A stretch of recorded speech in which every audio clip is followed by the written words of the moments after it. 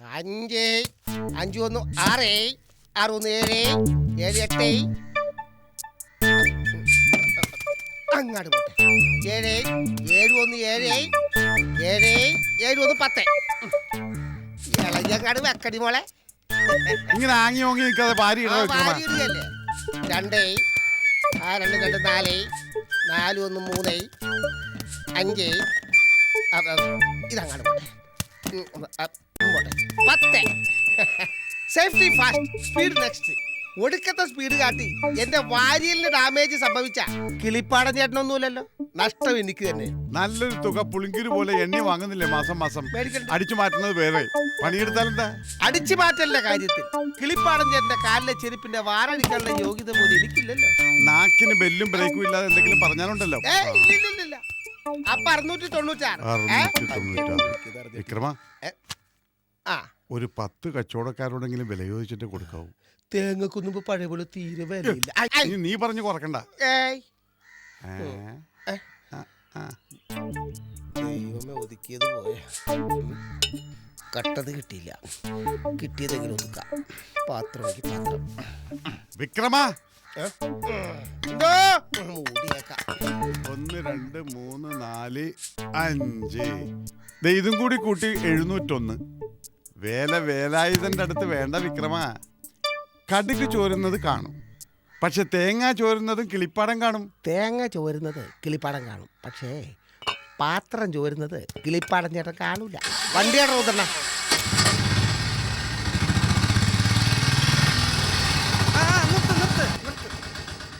ഒന്ന് കാണട്ടെ. വിക്രമന്റെ ലോഡാണെന്ന് തോന്നുന്നു. നോക്കിയേ പറ്റൂ. ഒരു ലോറിക്കുള്ള ലോഡുണ്ടല്ലോ. ദൈവത്തിന് ചെക്ക് പോസ്റ്റ് കഴിഞ്ഞു. ഇനി പൂജാരിയുടേതാവാം. എത്ര ഉണ്ട്? 700. ലോഡ് കണ്ടിട്ട് അത്ര വന്നാ പോരല്ലോ. 701. ഒന്ന് കുലുങ്ങൂല, പേടാണ്. ഒരെണ്ണം പേടാണെന്ന് എനിക്കറിയാം, പക്ഷെ എന്നെ പറ്റിക്കാൻ പാടാ. വേണ്ട ആക്കല്ലേ. അടിയിലെന്നതാ? തട്ടം. അല്ല, തട്ടിന്റെ അടിയിൽ ടയർ. വണ്ടിയുടെ അടിയിലല്ല ചോദിച്ചത്, തേങ്ങയുടെ അടിയിൽ എന്താണെന്ന്. വേറൊരു തേങ്ങ. ഈ ചിക്കലും ചെകലും കാണുമ്പോ എനിക്ക് അടിമുടി ചൊറിഞ്ഞു വരണുണ്ട്. വിക്രമ, നിനക്ക് ചൊറിയുമെന്ന് എനിക്കറിയാം. ഫ്രണ്ട്ഷിപ്പ് വെച്ച് വേണേ ഞാനും ചൊറിഞ്ഞു തരാം, പക്ഷെ ഇത് ഒഴിവാക്കാനൊക്കെ അല്ല കൊട്ടാരത്തിലെ റൂൾസാ. വാളയാർ ചെക്ക് പോസ്റ്റ് എത്രയോ ഭേദമാണ്. കൈക്കൂലി കൊടുത്താലും രക്ഷപ്പെടാം. അത് വാളയാറ്, ഇത് ഉമയന്നൂർ ചെക്ക് പോസ്റ്റാ. ഇത് കടന്നു പോകാൻ മണി പുളിക്കും. തേങ്ങ മാത്രമേ ഉള്ളൂ. താഴെ ഇടുന്നൊക്കെ കൊള്ളാം, അതുപോലെ തന്നെ എണ്ണ ഇട്ടേക്കണം. എണ്ണുള്ളതാ. അതെ, അതെന്റെ ഡ്യൂട്ടി പെട്ടതല്ല. പിന്നെ ഞാൻ തള്ളിയിട്ടത് കൊണ്ട് തിരിച്ചെടുത്തിട്ടേക്കും. അതെന്റെ മര്യാദ.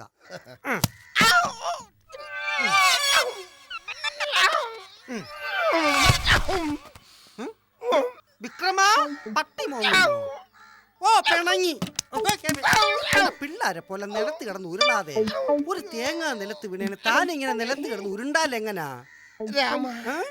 ഇന്ന് എന്താ ആഴ്ച? പൂജ കഴിഞ്ഞതല്ലേ ഉള്ളൂ. ഇന്ന് വെള്ളിയാഴ്ച. എന്താ മാടനോ മറുതയോ? എനിക്കിട്ടൊന്ന് താങ്ങി. തനിക്ക് വല്ലതും പറ്റിയോ? വിക്രമ, അക്രമമായി പോയി. അയ്യോ, നിർത്ത്. വണ്ടി നിർത്ത്. നിർത്താം. വിക്രമേട്ടാ. അശ്വതി കുഞ്ഞെന്തിനാ എന്നെ വിക്രമേട്ടാന്ന് വിളിക്കുന്നത്? വിക്രമാന്ന് വിളിച്ചാ മതി. ഞാൻ ഇനി മുതൽ അങ്ങനെ വിളിക്കും. ഈ ഏട്ടമ്പിളിൽ എന്തോ ദുസൂചന ഉണ്ടല്ലോ ഈശ്വര. ചേട്ടനൊന്ന് വണ്ടി നിറയിക്കേ. അല്ല,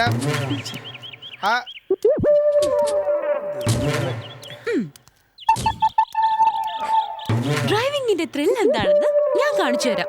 വേണ്ട കുഞ്ഞിന് ത്രില്ലായിരിക്കും, പക്ഷെ എന്തെങ്കിലും അപകടം പറ്റിയ എനിക്ക് കൊട്ടാരത്തിൽ ചെന്ന നല്ല തല്ലായിരിക്കും, അറിയോ? അതൊന്നും ഇല്ലെന്നേ. വിക്രമേട്ടൻ കേറ്. അതെ, ബ്രേക്ക് കുറവാണ്. കേറാൻ എന്റെ കട്ടയും പണവും മുടക്കുന്ന സകല ലക്ഷണം ഉണ്ടല്ലോ എന്റെ ദൈവമേ. കേറാൻ പറഞ്ഞില്ലേ? ഞാനൊന്ന് കേറട്ടെ.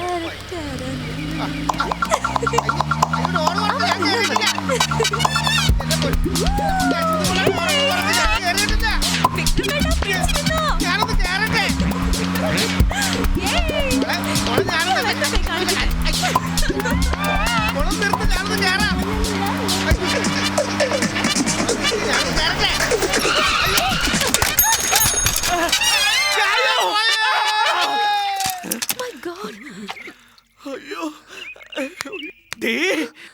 വിമാനത്തിൽ പറക്കാണെന്നോ കൊച്ചമ്മയുടെ വിചാരം?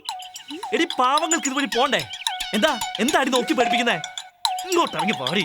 ഏയ് എടി പൊടിന്നൊക്കെ വിളിച്ചാലുണ്ടല്ലോ. വിളിച്ചാ നീ എന്ത് ചെയ്യൂടി?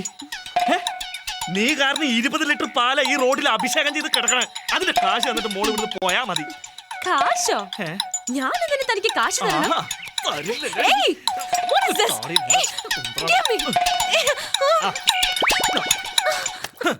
പോടാ. You cheat.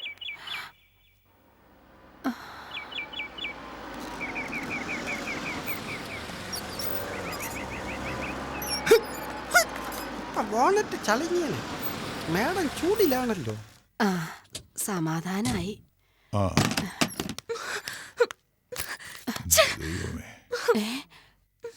അല്ല, അച്ചാച്ചന്റെ അച്ചൂട്ടിക്ക് എന്താ പറ്റിയേ? ആകെ വല്ലാണ്ടിരിക്കുന്നല്ലോ. അവന് ഞാൻ വെറുതെ വിടില്ല. എന്താ മോളെ, എന്താ ഉണ്ടായത്? എന്റെ കുട്ടിയുടെ മുഖം കണ്ടാൽ അറിയാം എന്തോ ഒപ്പിച്ചിട്ടുണ്ടെന്ന്. ഒരു ഇഡിയറ്റ് സൈക്കിൾ കൊണ്ടുവന്ന് നമ്മുടെ വണ്ടിയിൽ ഇടിച്ചു വെച്ചോ. എന്നിട്ട് അവൻ എന്നോട് വഴക്കുണ്ടാക്കി. വണ്ടി ഓടിച്ചത് വിക്രമനല്ലേ? അതിന് അച്ചൂട്ടി എന്തിനാ വഴക്ക് പറയുന്നേ? എനിക്കറിയില്ല. എന്നിട്ട് എന്റെ ബാഗ് തട്ടിപ്പറിച്ച് കാശും എടുത്തു.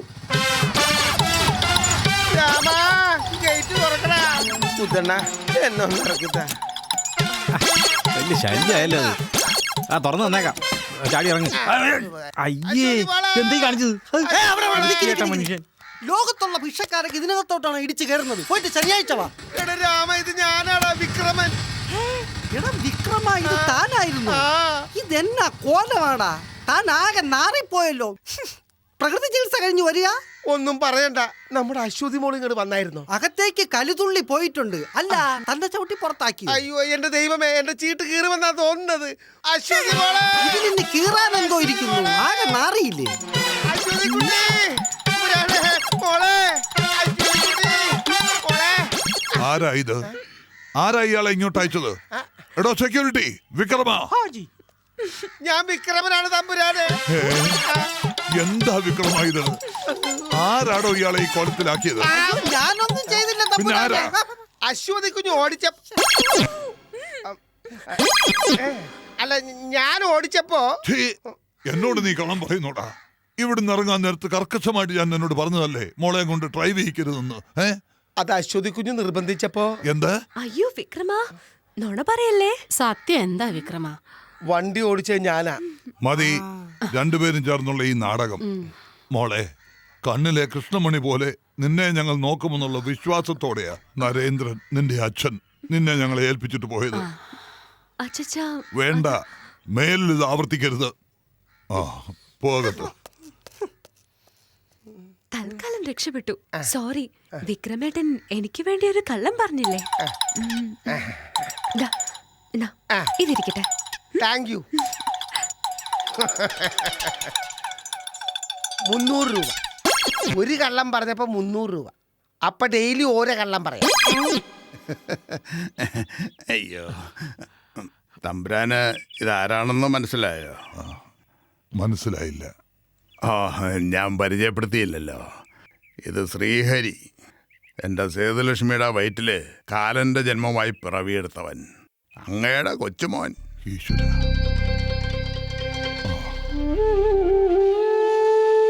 മോനെ, നിന്റെ മുത്തച്ഛനാണ് ഞാൻ. അറിയാം. ഒരു സ്നേഹബന്ധത്തിന്റെ പേരിൽ എന്റെ അമ്മയെ ഉമ്മയന്നൂർ തമ്പരാക്കന്മാർ പടിയടച്ച് പിണ്ടം വെച്ചില്ലേ? ആ അമ്മയുടെ അച്ഛൻ. വേണ്ട, എനിക്കാരും വേണ്ട. വൃത്തികെട്ടവനെ, അവന്റെ നിഷേധത്തിനം കണ്ടല്ലേ തെമ്മാടി. തമ്പുരാനുള്ളത് കൊണ്ടാ, ഇല്ലെങ്കിൽ അവന്റെ നാവികം പിഴുതെടുത്തേനെ. എന്തിന്? എന്റെ മകള് പോയപ്പോ അവള് പെറ്റിട്ട കുഞ്ഞ് മരിച്ചോ അതോ ജീവനോട് ഇരിപ്പുണ്ടോ എന്ന് അന്വേഷിക്കാൻ ഞാൻ ഉൾപ്പെടെ ഒരാളും ഉണ്ടായില്ല. അവന് പ്രതിഷേധം കാണും, അത് സ്വാഭാവികം. പൂജയ്ക്ക് അവന്റെ സാന്നിധ്യം ഉണ്ടാകണം. ഉണ്ടായിരിക്കും. കൊട്ടാരത്തിലേക്ക് അങ്ങ് വിളിച്ച ഒരു കോണിച്ചിപ്പട്ടിയെ പോലെ വാലും ചുരുട്ടി അവൻ വരില്ലാന്ന് തോന്നണുണ്ടോ തമ്പുരാന്?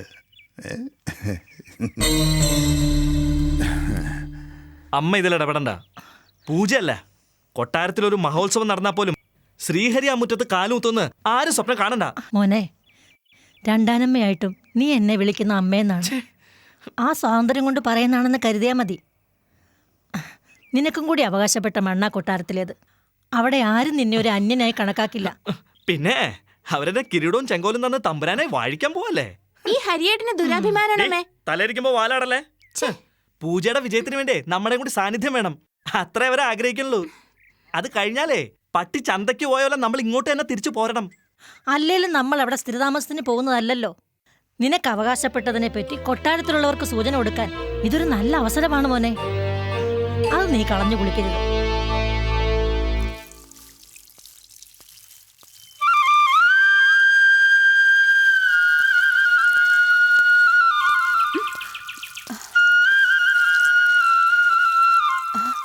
ആരാ?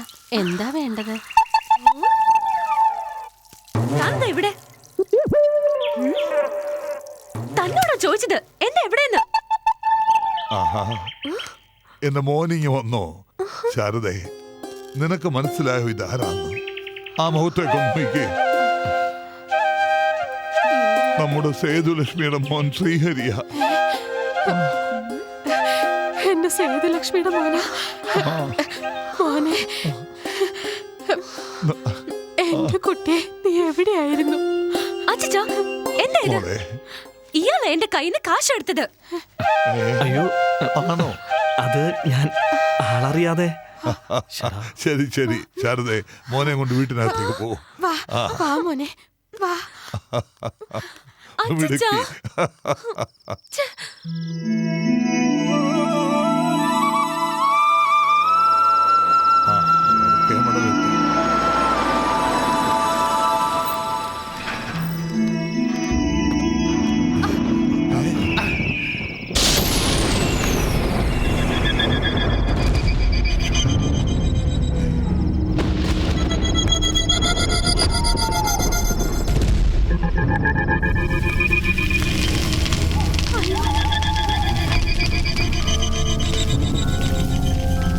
ഓം ശ്രീ ഭദ്രകാളി നമഃ.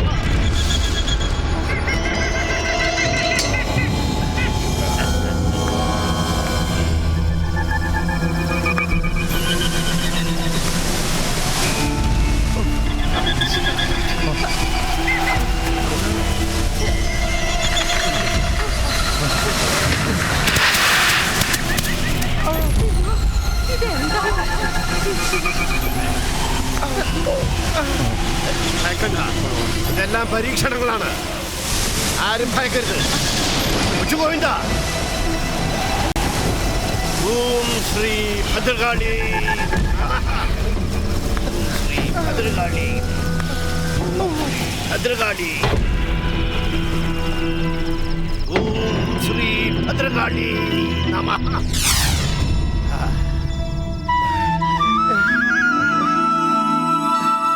സർവേശ്വര തിരുമേനി, ഭയക്കാതിരിക്കൂ. ഇനി ഒരു ശക്തിക്കും നമ്മെ തടയാനാവില്ല. വടക്കേ മഠ പറഞ്ഞേ. വന്നാട്ടെ.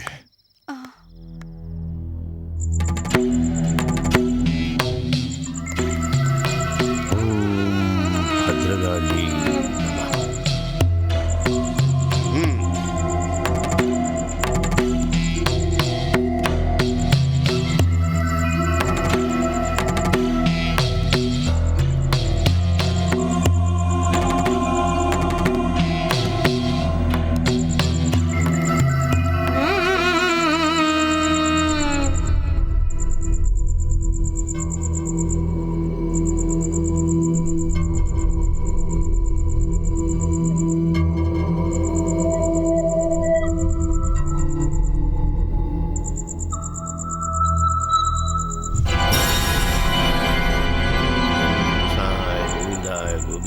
വല്ലഭായ നമഃ.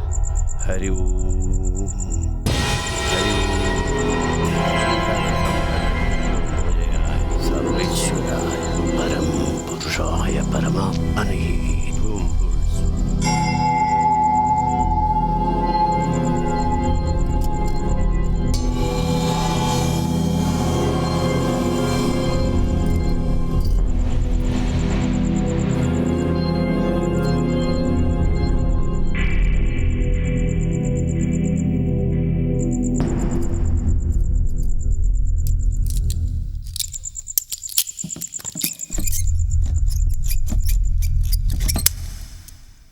ഭദ്രകാളി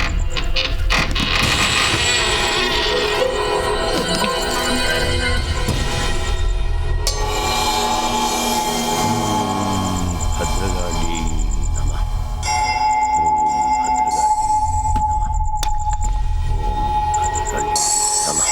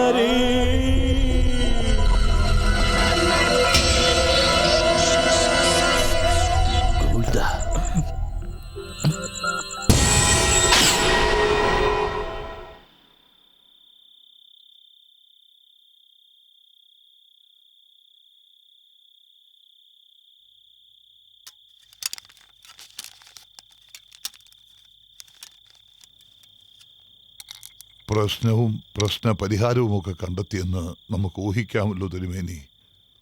തീർച്ചയായും ഈ കൊട്ടാരത്തിലെ ദേവീ ചൈതന്യം കുറഞ്ഞിരിക്കണു.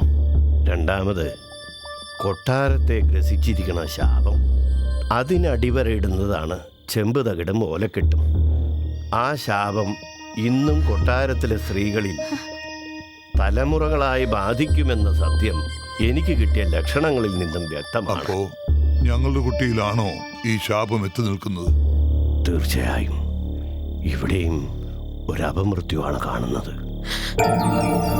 തമ്പുരാൻ പരിഭ്രാന്തനാവാതിരിക്കൂ. മാർഗം എന്താണെന്ന് ഞാനൊന്ന് പറഞ്ഞോട്ടെ. അന്ന് രാജസദസ്സിൽ പൂർണ്ണമാകാത്ത ആ അപൂർവ താളമായ സിംഹനന്ദന താളത്തിലുള്ള കീർത്തനം ഒരാൾ വന്ന് പാടി അവസാനിപ്പിക്കണം. അത് പാടാൻ കഴിവുള്ളവനായിരിക്കും ഉത്തരായൻ്റെ പുനർജന്മം. അദ്ദേഹം എവിടെയോ പിറവിയെടുത്തിട്ടുണ്ട്. അത് നാം കണ്ടുപിടിക്കേണ്ടിയിരിക്കുന്നു.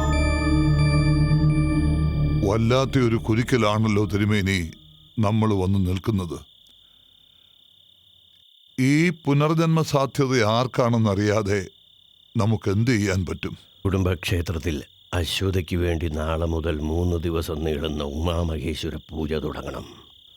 3-ാം ദിവസം പൂജയ്ക്കൊടുവിൽ ക്ഷേത്രനട തുറക്കുമ്പോൾ ഒരപരിചിതൻ നടക്കിൽ വന്ന് നിൽക്കും. അയാളായിരിക്കും ഉത്തരായൻ്റെ പുനർജന്മം. അതായത് ബാക്കി വെച്ചുപോയ സംഗീതത്തിന് പൂർണ്ണത നൽകാൻ നിയോഗം ലഭിച്ചയാൾ.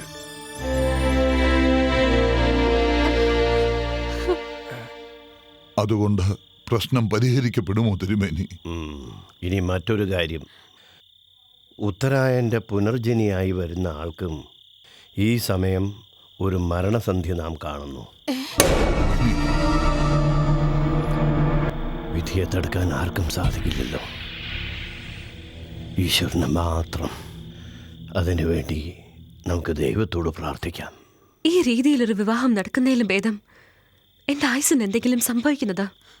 അയ്യോ മോളെ, ഇപ്പോ വികാരപരമായി ചിന്തിക്കാതെ വിവേകപൂർവം ഒരു തീരുമാനമെടുക്കേണ്ട സമയമാണ്. മോള് പറഞ്ഞതുപോലെ ക്ഷേത്രനടയ്ക്ക് മുന്നിൽ വരുന്ന ആള് ഉത്തരായന്റെ പുനർജന്മമാണെങ്കിൽ ഉത്തരായന്റെ സംഗീതശീലുകൾ ഏറ്റുപാടാൻ കഴിവുള്ളവനും കൂടിയായിരിക്കണം. സമ്മതിച്ചു. ഒരു സംഗീതജ്ഞനായാൽ എല്ലാം തികഞ്ഞവനാണെന്നാണോ അച്ഛൻ പറയുന്നത്? മോളെ അച്ചൂട്ടി, അറിഞ്ഞുകൊണ്ട് ഞങ്ങൾ മോൾക്ക് ദോഷകരമായൊരു തീരുമാനമെടുക്കുമെന്ന് തോന്നണുണ്ടോ? ഒരു ലക്ഷ്യം സാധിക്കാൻ വേണ്ടി നമുക്ക് ചില വിട്ടുവീഴ്ചകൾക്ക് തയ്യാറാകേണ്ടി വരും. മോൾ അതിന് തയ്യാറായില്ലെങ്കിൽ ഈ കൊട്ടാരത്തിന് സംഭവിക്കാവുന്ന പ്രത്യാഘാതങ്ങളെ കുറിച്ച് ഒന്ന് ചിന്തിച്ചു നോക്ക്. മറ്റൊന്ന്, എന്റെ മോൾക്ക് എന്തെങ്കിലും സംഭവിച്ചാൽ ഈ കിളവനും കിളവിയും പിന്നെ ജീവനോടിരിക്കുമെന്ന് മോള് കരുതണ്ട. ആ, തീരുമാനം അച്ചൂട്ടിയുടെ. അതെ മോളെ. മോളൊന്നുകൊണ്ടും വിഷമിക്കണ്ട. നമ്മുടെ അന്തസ്സിനും ആഭിജാത്യത്തിനും ചേർന്ന ഒരാൾ തന്നെയാവും പൂജയുടെ അവസാനം വന്നു ചേരുക.